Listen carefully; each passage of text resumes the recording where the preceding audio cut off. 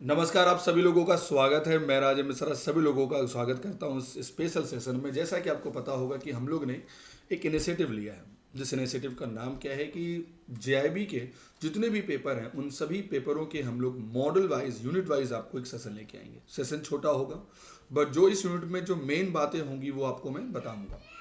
तो इसी में आज जो हम बात करने वाले हैं, रिटेल बैंकिंग मॉडल ए का। हम अगर बात करते हैं मॉडल ए में, तो इसमें टोटल 4 यूनिट्स हैं, 1, 2 एंड 3 एंड 4। तो आज जो मैं बात करने वाला हूँ वो मॉडल ए का यूनिट 1 है। अगर सेशन पसंद आए तो इसे ज़रूर आप लाइक करें और लोगों को बताएं। और अगर अभी तक आपने ओलिव बोर्ड को सब्सक्राइब नहीं किया तो सब्सक्राइब करिए। चलिए, बेसिकली अगर हम इस यूनिट के बारे में बात करें ना, तो इस यूनिट में टोटली जो बात कही गई है ओनली रिटेल बैंकिंग के बारे में। मीन्स रिटेल बैंकिंग क्या थी, रिटेल बैंकिंग कब स्टार्ट हुई, क्या उसके फ़ायदे हैं, रिटेल बैंकिंग होती क्या है। थ्योरी पार्ट इसमें काफ़ी ज़्यादा है। तो उन सभी थ्योरी में से जो काम की थ्योरी है वो आज मैं आपके लिए लेके आया। ठीक है। तो अगर हम बात करते हैं रिटेल बैंकिंग के बारे में, तो सिंपली रिटेल बैंकिंग मतलब होता है it's a kind of facility which is provide by banking to the individual. Multiple definitions हैं। अगर मैं डिफिनेशंस की बात करता हूं तो retail banking also known as consumer banking, कोई कंज्यूमर बैंकिंग कहता है, कोई पर्सनल बैंकिंग कहता है। ठीक है। So retail banking also known as consumer banking और personal banking is banking that provide financial services to individual. Okay. अगर हम बात करते हैं रिटेल बैंकिंग को लेकर, तो ये एक तरीका है जिसके द्वारा हम इंडिविजुअल तक पहुंच पाते हैं। So this is called retail banking. चलो, जैसे एक बैंक है, उसने अपने सर्विसेज को आइदर या तो ऑनलाइन या तो ऑफलाइन के फॉर्म में कस्टमर तक पहुंचाया with the help of different product, उसे ही हम रिटेल बैंकिंग कहते हैं आज के समय में। चलिए, अगर हम बैंकिंग को दो भागों में डिवाइड करते हैं, तो एक तो हो गया आपका इंडिविजुअल। जब भी बात होगी इंडिविजुअल की, तो वहीं पर यह टर्म आ जाएगा जिसका नाम है रिटेल बैंकिंग। और जब भी हम बात करते हैं फर्म की, तो वो चला जाएगा आपका कॉर्पोरेट बैंकिंग, वो चला जाएगा आपका होलसेल बैंकिंग। और आसान करते हैं तो याद रखिएगा जो इस मॉडल में कहा गया है, जब भी हम बात करते हैं बिजनेस टू कंज्यूमर की, बिजनेस टू कंज्यूमर की, बिजनेस टू इंडिविजुअल की, तो बात हो रही रिटेल बैंकिंग की। जब भी बात हो बिजनेस टू बिजनेस की, तो बात हो रही है किसकी, विच इज कॉल्ड होलसेल और कॉर्पोरेट बैंकिंग की। ठीक है। इसी इंडिविजुअल की अगर मैं बात करता हूं, तो याद रखिएगा, एक आपका हो गया रिटेल में मास लेवल पे हम काम करते हैं, और एक हम बात करते हैं इंडिविजुअल लेवल पे भी हम काम करते हैं। ठीक है। चलो, what does retail banking provide. Retail banking आज के समय में हमें क्या क्या देता है। तो सबसे पहले रिटेल बैंकिंग प्रोवाइड करता है financial services to individual customer rather than large institutions. Means retail banking मतलब जो भी सर्विसेज आपको देगा वो इंडिविजुअल कस्टमर्स को देगा, ना कि बड़ी बड़ी कंपनियों को देता है। ये पहला सर्विसेज। दूसरा, service provided by like saving account, like current account, like mortgage, like personal account, like debit card, like credit card, like certificate of deposit, loan, whatever. This is known as the product of retail banking. Okay. Now come. Retail bank can be local community bank, means it's a local bank, है ना। और the division of large commercial bank, यानी बहुत बड़ी अगर कोई banking है उसका एक डिवीजन भी होता है विच इज कॉल्ड रिटेल बैंकिंग की। आपका ये काम है, आप इसको लीड करें। ठीक है। In the digital age, many fintech company can provide all of the same services as retail bank through internet platform and smartphone. आप आज के समय में देखते हैं बहुत ऐसी ऑर्गेनाइजेशंस हैं जो आपको ये कहते हैं कि आपको लोन चाहिए, बस आप लॉग इन करें अपने ऐप पर, आपको लोन मिल जाएगा। बहुत ऐसी बैंक्स हैं जो आज के समय में कहती है do not come to the branch, आप ब्रांच मत आइए, आप घर बैठे लॉगिन करिए और अपना EKYC करिए। यानी आज के समय में रिटेल बैंकिंग में जो IT का एक अपना बहुत बड़ा कंट्रीब्यूशन माना जाता है। चलिए, while retail banking service are provided to individual in general public, उसी का उल्टा जो कॉर्पोरेट बैंकिंग है, services are only provided to small और large company and corporate bodies. ठीक है, आगे बढ़ते हैं। इसमें क्या क्या इसके कैरेक्टरिस्ट हैं उनको एक बार चर्चा कर लेते हैं। पहला, इनका जो बेसिकली टारगेट है, अगर मैं टारगेट की बारे में बात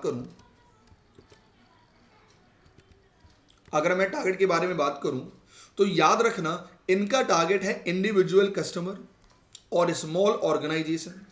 दूसरा, meet the need of large number of customer with well diversified portfolio. Means पता होगा कि यहाँ कस्टमर बेस बहुत बड़ा होता है, तो मल्टीपल कस्टमर्स आते हैं, मल्टीपल उनकी नीड्स होंगी, मल्टीपल उनको हम देते हैं अपनी सर्विसेज देंगे। It is focus towards the mass market. मैं आपको बहुत एक आसान सा एग्जांपल देता हूं।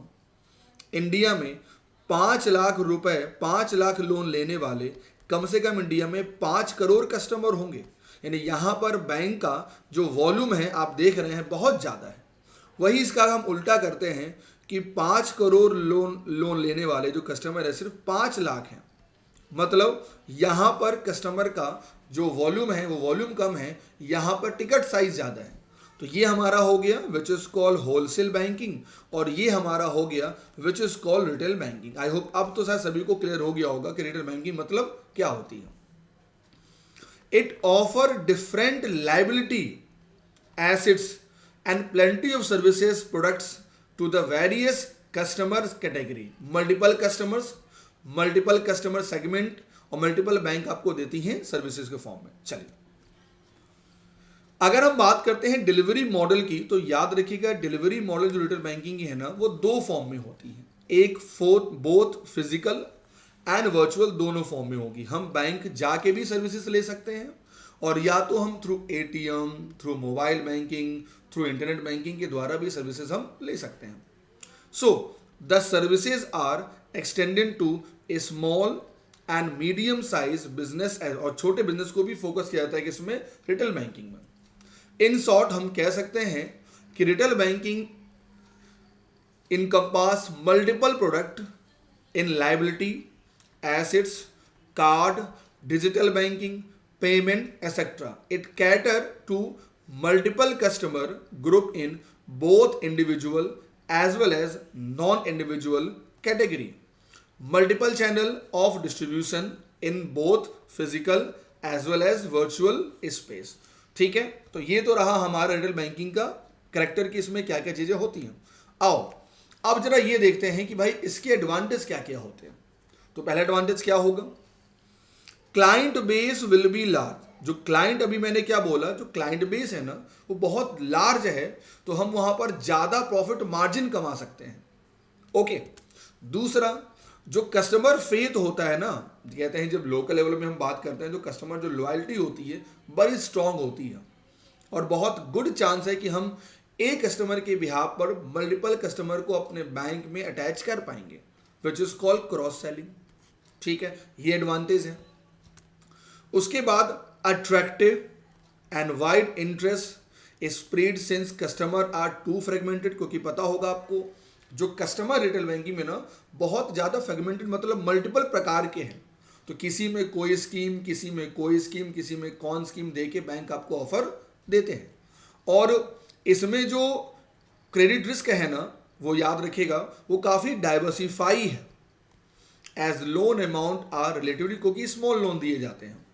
देयर इज लेस वोलाटिलिटी, बहुत फ्लक्चुएट होने के चांसेस बहुत कम है in demand and credit cycle from large corporate. जैसे बड़े बड़े लोन अगर डूबते हैं तो बैंक को बहुत लॉस होता है, बट यहाँ पर जो कस्टमर बेस है काफ़ी डाइवर्सिफाई है, तो बैंक का जो रिस्क भी क्या हो गया, डाइवर्सिफाई हो गया, चांसेस बहुत कम हो जाते हैं। ठीक है, large number of client are facilitate marketing, mass selling and ability to categorise select client using scoring system, data mining. पता होगा आपके आज के समय में बहुत इजीली बैंक आपको अप्रोच करते हैं थ्रू योर क्रेडिट स्कोर के नाम पे अप्रोच करते हैं। ठीक है, चलिए ये तो था आपका एडवांटेज। अब भाई कुछ एडवांटेज है तो कुछ बुराई भी होगी, बट बुराई बहुत कम है। Problem in managing large number of client, क्योंकि जो क्लाइंट बेस है ना इतना ज़्यादा है कि उसको मैनेज करना ये अपने में ही बहुत बड़ा रॉकेट साइंस है बैंक के लिए। आप अगर देखिए प्रधानमंत्री जनधन योजना की अगर मैं बात बोलता हूं, तो यह योजना इतनी बड़े तादाद पर ओपन की गई, और इसको मेंटेन करना आज के लिए बैंक के सेल्स में बहुत बड़ा एक चैलेंज है। ठीक है। दूसरा, the cost of maintaining branch network, क्योंकि ब्रांच का जो कॉस्ट होता है उसको मेंटेन करना ये अपने में बहुत बड़ा चैलेंज है। And handling large number of low value transaction, जैसे मान लो बैंक में कोई कस्टमर जाता है 1000 रुपीज़ विदड्रॉ करेगा, उसके भी कॉस्ट को बेयर करिए, क्योंकि वो अभी उतना टेक्नो फ्रेंडली नहीं है। तो इसीलिए बैंक उनको इन्फॉर्म भी करते हैं कि फॉर दिस रीज़न प्लीज़ आप यूज़ करें एटीएम, प्लीज़ आप यूज़ करें मोबाइल सर्विसेज, प्लीज़ आप यूज़ करें इंटरनेट बैंकिंग। तो ये आपको बेसिकली क्या करेगा, आपकी कॉस्टिंग को कम करेगा। ये बहुत बड़ा चैलेंज आज के समय में बैंकिंग का है। एनी लॉस इन फेथ, एक बार अगर फेथ टूटा कस्टमर से, क्योंकि कस्टमर बहुत ही फ्रेगमेंटेड है, छोटा है कस्टमर, तो वो और भी कस्टमर को तोड़ेगा। तो any loss in faith in particular bank can lead to sudden outflow, अचानक बैंक का जो रिटेल का आउटफ्लो डिवर्ट होगा तुरंत क्या होगा, रुक जाएगा, लोग अपना पैसा विड्रॉ करना स्टार्ट कर देंगे। ठीक है। Resulting in collapse of the bank, this is call कि भाई हो सकता है कि बैंक आगे समय चल के बैंक रन भी करे, बैंक डूब भी जाए। यहाँ बैंक रन करना मतलब ये नहीं कि बैंक चल रहा है, मतलब बैंक डूब सकता है। चलिए, the competition is very very fair, मतलब बहुत ज़्यादा हाई कॉम्पिटिशन है, क्योंकि आप बहुत कम मार्जिन में पैसा कमा रहे हैं। चलिए, अब मैं आपको दिखाता हूं कि हमारे देश में जो बैंक का ग्रोथ रहा, रिटेल बैंकिंग में किस लेवल में ग्रोथ रहा। अगर आप देखेंगे कि टाइप ऑफ रिटेल एसेट्स की अगर मैं बात करता हूं तो 2019 में अगर मैं एग्जांपल लेता हूं कि suppose 144 crore rupees loan sanction किए गए, है ना, यानी कि, और वही आप देखिए 20 में इंक्रीज हो गया, लेकिन पता होगा कोविड-19 आ गया 2021 में।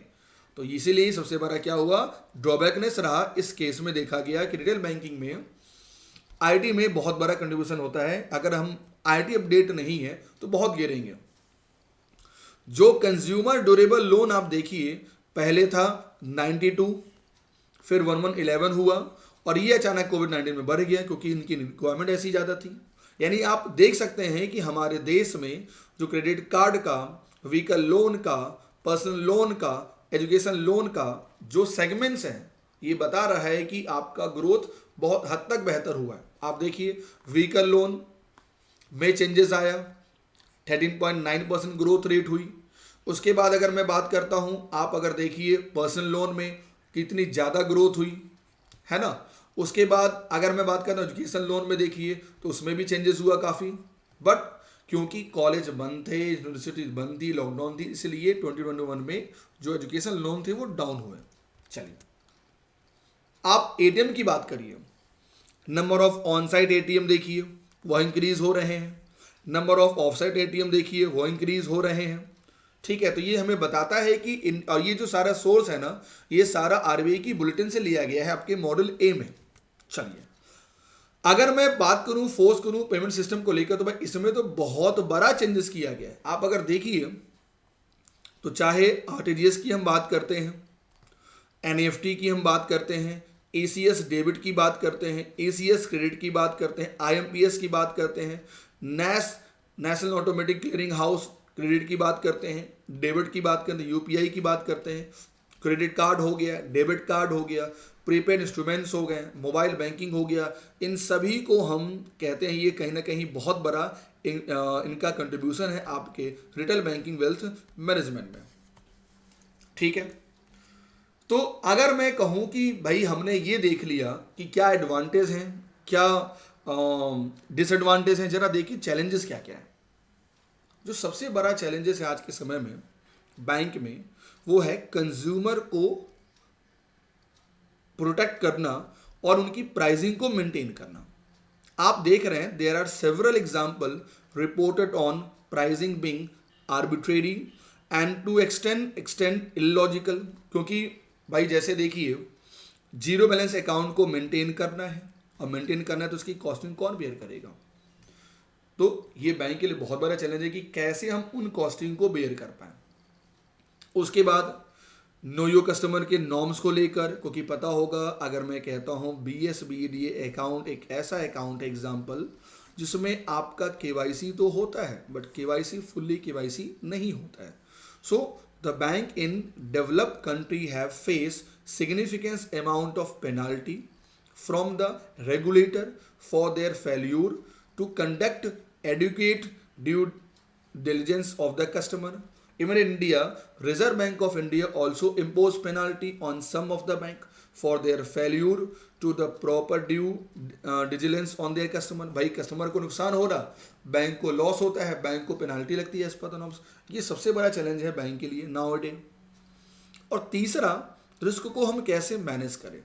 The retail banking business involve dealing with large number of customer, है ना, और वो भी वेराइटी ऑफ कस्टमर की बात कर रहे हैं, delivery channel. So thereby creating significant जो है, जो लाइबिलिटीज है हमारा काफ़ी अनडाइवर्सिफाई हो चुका है अक्रॉस द बैंक सिस्टम.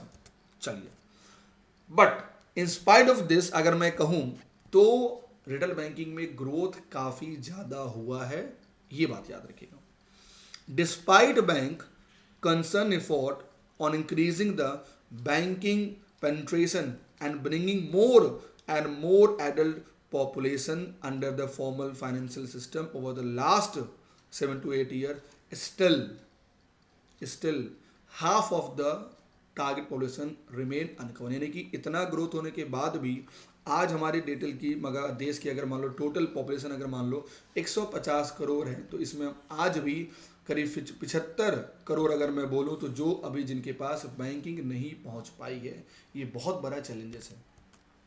चलिए, अब इस पूरे मॉडल को हम लोग एक बार जरा समअप करते हैं. ठीक है. पहला, banking services offer to a large number of individual customer is refer to the retail banking. Now point 2, the delivery model of retail banking is both physical and remote through branches and also through remote channel like ATM, internet banking and mobile banking. Like next one, retail banking has many advantages as a business segment for bank. उसके बाद but it has इसके कुछ losses भी हैं. अगर मैं बात करूं ग्लोबली इन रिटेल बैंकिंग जो स्पेस है उसमें काफ़ी ग्रेट ग्रोथ ट्रेजेक्टरी है, स्कोप ज़्यादा है, आप ज़्यादा लोगों तक पहुंच सकते हैं. रिटेल बैंकिंग एक कॉन्सेप्ट है जो हमारे इंडिया में बेसिकली इस इनिशिएटिव को लाया किसने, फॉरेन बैंक ने, न्यू जनरेशन बैंक ने, और उसको अभी इंडिया में नर्चर कर रहे हैं हमारे देश के पीएसबी बैंक और अदर प्राइवेट सेक्टर बैंक भी उस सिस्टम को फॉलो कर रहे हैं. Based on research and finding, here are few pandemic sparkle retail banking. यानी आफ्टर कोविड-19 ये फील किया गया कि रिटेल बैंकिंग के लिए हमें और क्या क्या करना होगा. पहला, डिजिटल बैंकिंग को बहुत ध्यान देना होगा, ये एक बहुत बड़ा इंपॉर्टेंट फैक्टर है. दूसरा, एआई सिस्टम, आपकी मशीन लर्निंग, आपका वर्चुअल रियलिटी, आपका डेटा साइंस, इन पे फोकस करना होगा. Cyber security is main concern after the Covid pandemic, ये देखा गया. पेमेंट को लेकर आज कस्टमर काफ़ी फ्लेक्सिबल हो चुका है फॉर पेमेंट के लिए. And rise of big tech in bank industry, और हो सकता है कि अगले समय अगर हम फोकस करें तो बड़े बड़े जेंट इसमें डेवलप करेंगे आपकी बैंकिंग टेक्नोलॉजी में. नाउ लास्ट में 2 क्वेश्चन मैं आपसे पूछना चाहता हूँ, इसका आप आंसर मुझे दीजिएगा जल्दी से.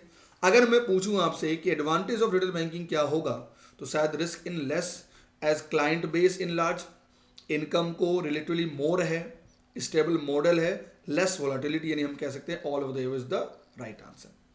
आई होप जो मैंने आपको आज कराया ये है मॉडल ए का एक कंपाइल यूनिट वाइज है. अगर आपने इसको पूरा देख लिया तो कम से कम आपका जो पूरा मॉडल ए है वो पूरा रिवाइज हो जाएगा. और हाँ, अगर आपको मेरे साथ कुछ भी कम्युनिकेट करना है तो जुड़िए मेरे साथ टेलीग्राम चैनल पे. और हाँ, अभी एक बहुत ही बम्पर ऑफर चल रहा है ओली बोर्ड के प्लेटफॉर्म पे. आप अगर सुपर एलाइट बैच लेते हैं ओली बोर्ड का, जिस पे आपके पास मल्टीपल एक्सेस होंगे, आप मल्टीपल कोर्स में एनरोल कर पाएंगे. अगले मंथ में जो भी बैच स्टार्ट होंगे आपके पास MCQ सीरीज बैच का एक्सेस होगा. उस बैच में जुड़ने के लिए आज ही आप यूज करें कोड राजीव. जैसे ही आप कोड यूज करेंगे तो जो प्राइस दिख रही है 49999 5000 रुपीज़, वो तुरंत हो जाएगी लगभग कितनी, ओनली आपके लिए हो जाएगी 3249. तो आज इस कोड का इस्तेमाल करिए. और अगर ये सेशन पसंद आए तो इसे ज़रूर आप लाइक करिए और मुझे बताइए. और प्लीज़ कमेंट करके बताइएगा कि ये इनिशिएटिव आपके लिए कैसा होगा, क्या इस सीरीज़ को मैं कंटिन्यू करूँ, से येस और नो। Thank you.